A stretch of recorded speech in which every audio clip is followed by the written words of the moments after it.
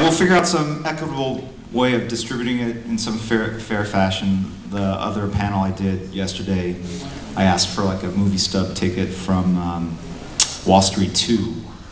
And I'm not going to ask for that today, so don't worry, you're still in the running. So I will figure something out. Anyone want to call out a character from the discussion? Huntress? Huntress, okay, Huntress. All right. She's like, are you the only one that wants Huntress? Hush. Green Lantern. Catwoman. Hush. Hush. Hush. Hush. Hush is actually very easy. He's a pile of bandages. So the Huntress, for some reason, I find that it's easiest to draw right to left. Oh, by the time you got here, thanks.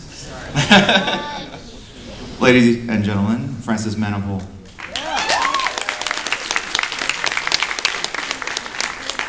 I've already done 3 sketches, so if you want to take over, you can The jump scary in. thing is I actually believe you. All right, so I'm gonna do.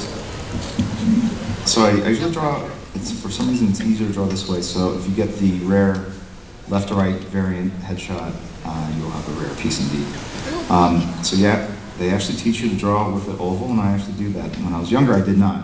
I was very undisciplined, and I thought I didn't have to do these kind of stupid steps. But as I got older, I realized that they were right. So it saved you a lot of years of grief. And then I usually just kind of start here with the eyes.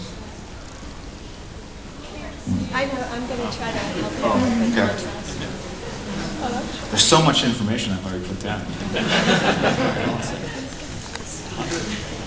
There. If it's in shadow.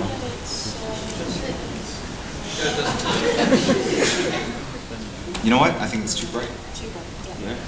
Look at that. This is the. Okay.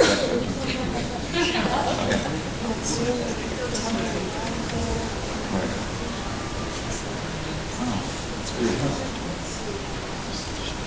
Maybe I should just tweak this and then you guys can look on your phones. There's no service.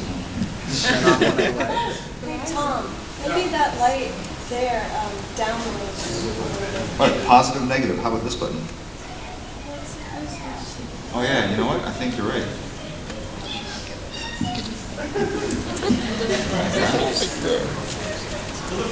Right there, if I just draw on that shadow. Is that good? Huh? Okay, alright. I'm gonna do this fast. I love you, Dan. Hey, Dan, are you gonna draw with us? No, actually I'm delivering some other people to take on some challenge here, guys. I got my money down. Hey, guys. Hey, up we have Tony Daniel and Dave Finch.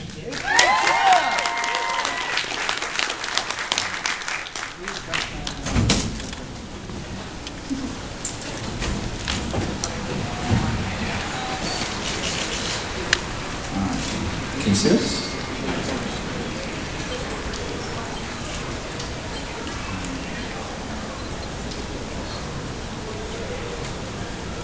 I guess we could take questions while people are drawing.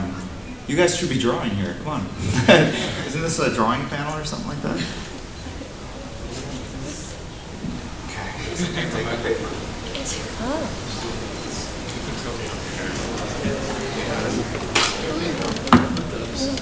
No, I got it. Improvise. Like a guy would. There should be a button over there. The positive and negative? Iris. Iris. Did you Google that? No.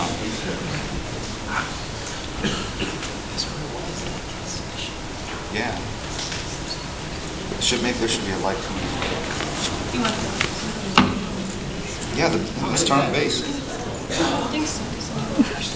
Back onto how it is. Just go like this. It's just blown out.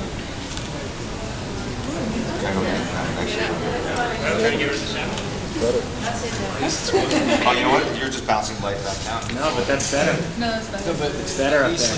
The light on the ceiling. I'll hold it. A light on the ceiling? Projector over. Sorry, that was actually trying to Change seats. Move the projector over. I'll hold it. You want me to hold that for you?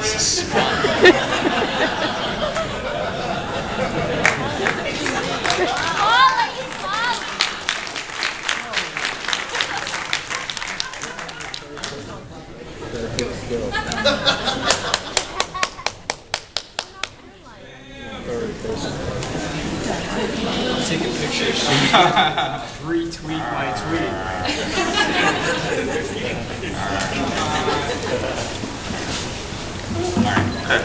Hasling's done. So, you guys bring markers? We brought it up.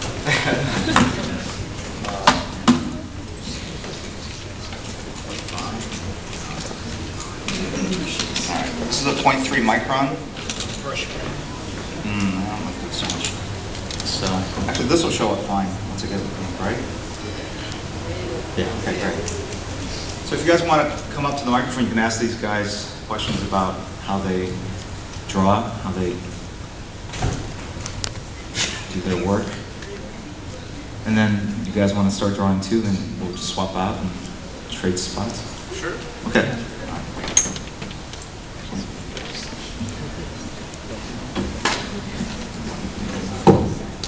Does this work? Why are you guys so shy? Just watching. Oh, here comes the guy. Now, the thing is, a lot of times when people draw, they think detailed drawing is like drawing every hair. And so when they draw hair, they'll draw what they perceive to be every sort of filament of hair. And a lot of times when they get to the eyelashes, you'll see a lot of kids actually do this kind of thing, like, you see that?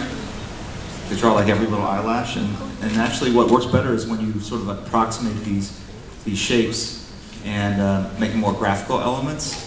And so we actually go in and make the eyelashes into clumps of eyelashes. And then the hair, we often draw the shadow underneath the hair rather than the hair itself. And it gives a little more body. Let's actually use some shampoo or something like that. It's shiny.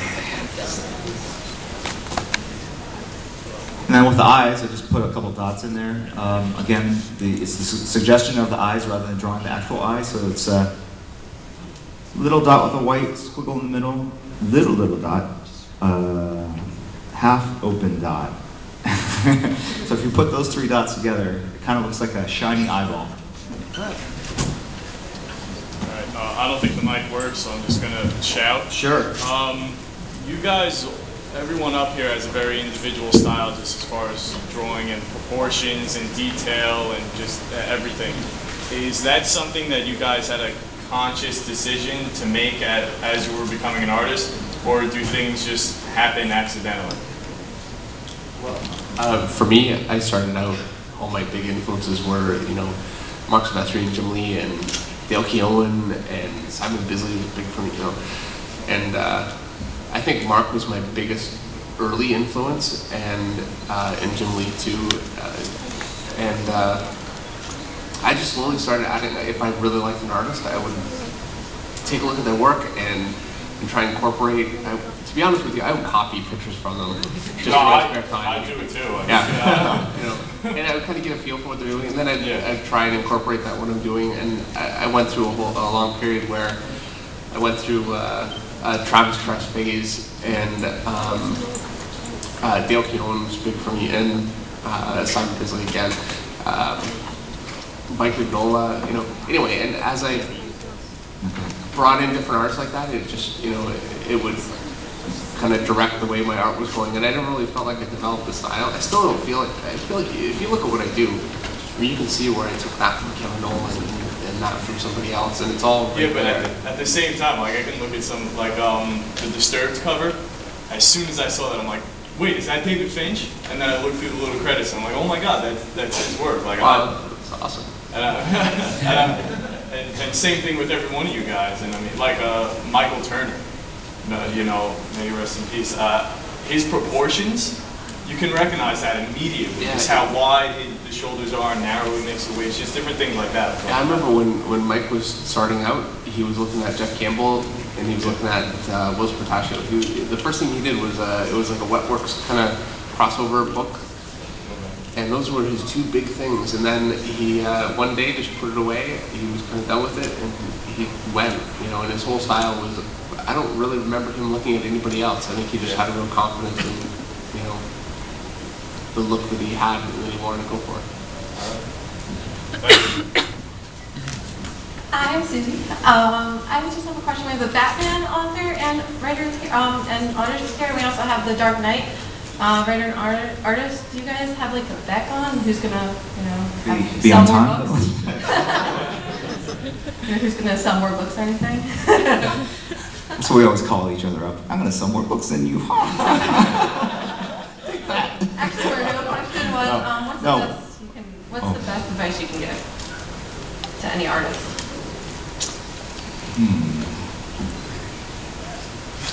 Okay, well, my advice would be to do it for the love of it and to draw inspiration from everything around you. Like, if you want to do comic books, look at real life. And, for me, I used to copy pictures from my mom's magazines like Cosmopolitan and Vogue, when she was in her 30s and I was like, 8 years old, 10 years old. I would take those pictures and draw the ladies and, I did that too. So I kind Never of got past National Geographic for some reason. So I did a lot of that. And then when I got into comics, I was very young. I think I was like 19 years old, and I was looking at the people around me and what they were doing. Like John Byrne was a big influence on me. And when you're young, I think you're going to look at other people that are better than you and try to emulate some of what they do. And you do learn that way as well. But eventually you develop your own style. There's a lot of different aspects to penciling comic books. I mean, it's more than just, illustrating. Storytelling, watching a lot of movies. You're basically a director. You're the cinematographer. You're the actors. There's a lot that goes into it. Just study the craft and try to learn every day. I think that artists are basically students of the craft, and you never stop learning. And I'm still learning every day different techniques and different things that I like to do. So as long as you keep an open mind to keep learning and keep improving and keep getting better and making strides, then I think you're on the right track. Thank you. That's it. Thanks.